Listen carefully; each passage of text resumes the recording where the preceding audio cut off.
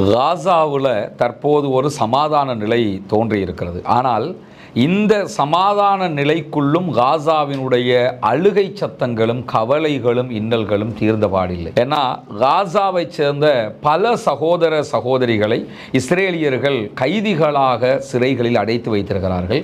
இன்றைக்கும் கிட்டத்தட்ட 18,000க்கு மேற்பட்ட பாலஸ்தீன அப்பாவிகள் இஸ்ரேலுடைய சிறைகளில் வாடிக்கொண்டிருக்கிறார்கள். இப்படி சிறைகளில் இருந்தவர்களில் இந்த தடவை ஏற்பட்டிருக்கக்கூடிய இந்த சமாதான உடன்படிக்கை மூலமாக கிட்டத்தட்ட 2,000 பேர் இறுதியாக தற்போது விடுதலை செய்யப்பட்டிருக்கிறாங்க. இந்த விடுதலை செய்யப்பட்டு வந்திருக்கக்கூடிய ஒவ்வொருவரும் சொல்லக்கூடிய கதைகள் எல்லாம் இரத்த கண்ணீரை வடிக்கின்ற அளவுக்கு மிக மிக கொடுமையான கதைகளாக மாறி இருக்கிறது. இஸ்ரேலிய சிறைச்சாலைகள் என்பது நரகத்துக்கு நிகரானது. நாங்கள் உலகத்தில் ஒரு நரகத்தை பார்த்ததை போன்று இருந்தது என்று வெளிவந்திருக்கக்கூடிய சகோதரர்கள் விவரிக்கிறது மட்டுமல்லாமல் அந்த வெளியே வருகிற தருணங்களை நீங்கள் பார்த்தீங்கன்னா தாங்க முடியாத சந்தோஷத்தை அவங்க வெளிப்படுத்துறதை பார்க்க முடியும். மனைவியரை கட்டி அணைப்பதாக இருக்கலாம், சகோதர சகோதரிகளை கட்டி அணைப்பதாக இருக்கலாம், எல்லாமே ஒரு பாச பிணைப்போடு வாழ்ந்தவர்கள் என்பதை வெளிப்படையாகவே காட்டுகிற சம்பவங்களுக்கு மத்தியில் வெளியே வந்ததற்கு பிறகு அவர்கள் கொடுக்கிற பேட்டிகள் எல்லாம் நம்முடைய உள்ளங்கள் அப்படியே பீத்து பிழிகிற ஒரு காட்சியை நம்ம பார்க்க முடிகிறது. ஏன்னா நதீம் அல் ரதி என்கிற ஒரு சகோதரர் அல் ஜசீராவுக்கும் அதே போன்று தி கார்டியனுக்கும் அவர் கொடுத்திருக்கக்கூடிய பேட்டி வெளியாகி இருக்கிறது. அவர் முதலில் என்ன சொல்லுகிறார் என்றால், காசாவினுடைய கைதிகளுக்கு கொடுக்கப்படுகிற தொந்தரவுகளும் கஷ்டங்களும் எந்த அளவுக்கு உச்சமாக இருக்கும் என்று சொன்னால், எங்களுக்கு சவுண்டை அதிகப்படுத்தி காதுகளில் ஜவ்வு கிழிகிற அளவுக்கு தாங்க முடியாத துன்பங்களை தருவார்கள். நாங்கள் கைது செய்யப்பட்ட முதல் சில நாட்கள் ஒவ்வொரு நாளும் ஒரு நிமிடம் விடாமல் எங்களால் சகிக்க முடியாத சப்தம் எழுப்பப்பட்டு உளவியல் ரீதியாக நாங்கள் உச்சமாக பாதிக்கப்பட்டோம் அப்படின்னு சொல்லி அவருடைய அந்த தான் பட்ட துயரத்தினுடைய ஆரம்ப கட்டத்தை சொல்லுகிறார். ஏன்னா ஓவராக சப்தத்தை எழுப்பி ஜவ்வுகள் வெட்டிக்கிற அளவுக்கு மனிதனால் தாங்க முடியாத துன்பமாக அந்த துன்பத்தை கொடுப்பது மட்டுமல்லாமல் மின்சார கதிரைகளில் நாங்கள் அமர வைக்கப்பட்டிருக்கிறோம். ஒரு நாள் விடாமல் ஒவ்வொரு நாளும் நாங்கள் தாக்குதல்களுக்கு உள்ளாகி இருக்கிறோம்.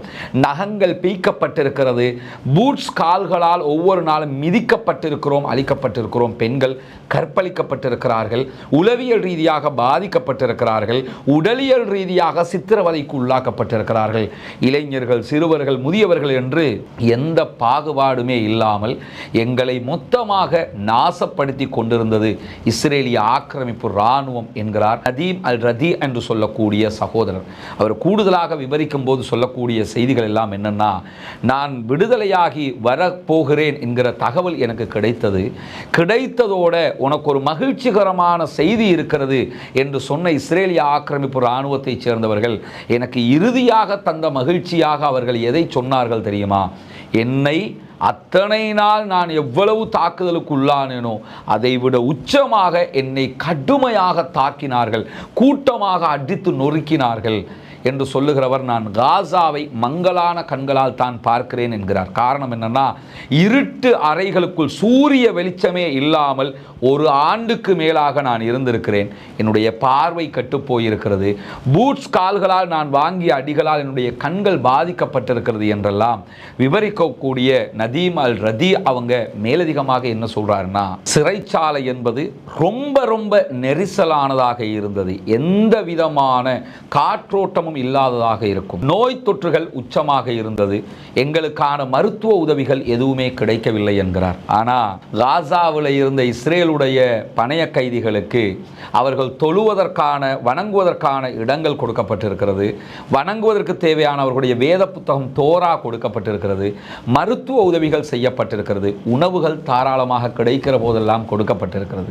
அவர்கள் கைதிகளை பார்த்த விதமும் இவர்கள் கைதிகளோடு நடந்து கொண்ட விதமும் மலைக்கும் மடுவுக்கும் உண்டான வித்தியாசமாக நம்ம பார்க்க முடிகிற அதே நேரம் நதீம் அல் ரதி அவங்க என்ன சொல்றாங்கன்னா, நான் ரிலீஸ் ஆகி வரும்போது என்னுடைய மனைவியும் என்னுடைய குழந்தைகளும் எனக்காக காத்திருப்பார்கள் என்கிற ஒரு மன நிம்மதியோடு திருப்தியோடு இறைவனை புகழ்ந்தவனாக சிறைகளை விட்டு நான் வெளியேறி வந்து கொண்டிருந்தேன். எனது இளைய மகள் சபாவை தவிர மற்ற அத்தனை பேருமே கொல்லப்பட்டு விட்டார்கள், ஷஹீதாகி இருக்கிறார்கள்.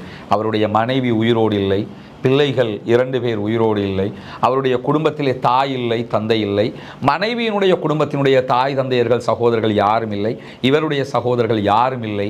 இவருடைய ஒரே ஒரு குழந்தை சபா மாத்திரம் அனாதையாக நெருக்கடியான நிலையில் நின்றார். கட்டி தழுவி தழுவி முத்தம் கொடுத்து அழுது புலம்புகிறார் நதீம் அல் ரதி அவர்கள். இப்படி காசாவில் இந்த இஸ்ரேலுடைய துன்புறுத்தல்களால் அழிவுக்குள்ளானவர்கள், துன்பத்துக்குள்ளானவர்கள் என்கிற லட்சோப மக்களுக்கு மத்தியில் சிறையிலிருந்து வெளியாகி இருக்கக்கூடியவர்களுடைய கதைகளை கேட்கும்போது தூக்கம் கெடுகிறது, உண்ண முடியாத நிலை ஏற்படும். இந்த செய்திகளை எல்லாம் நீங்கள் கேட்டீங்கன்னா மீண்டும் மீண்டும் நிம்மதி கட்டுப்போய் பெருமூச்சு விடுவீர்கள். அந்த அளவுக்குண்டான அவஸ்தைகளை அந்த சகோதரர்கள் பட்டு கொண்டிருக்கிறார்கள். அல்லாஹு தாலா தான் அவர்களுக்கு நிம்மதியை கொடுக்க வேண்டும் என்கிற பிரார்த்தனைகளோடு இன்னும் பல கதைகள் இருக்கிறது, பல வரலாறுகள் இருக்கிறது. அந்த சகோதரர்கள் பட்ட கஷ்டங்களை சொல்லிக் கொண்டிருக்கிறார்கள். தனித்தனி வீடியோக்களாக சிறைகளில் அவர்கள் பட்ட அவஸ்தைகளை உங்களோடு பகிர்ந்து கொள்ள இருக்கிறோம். பிரார்த்திப்போம், ஜனநாயக ரீதியாக குரல் எழுப்புவோம் பாலஸ்தீன அப்பாவிகளுக்காக.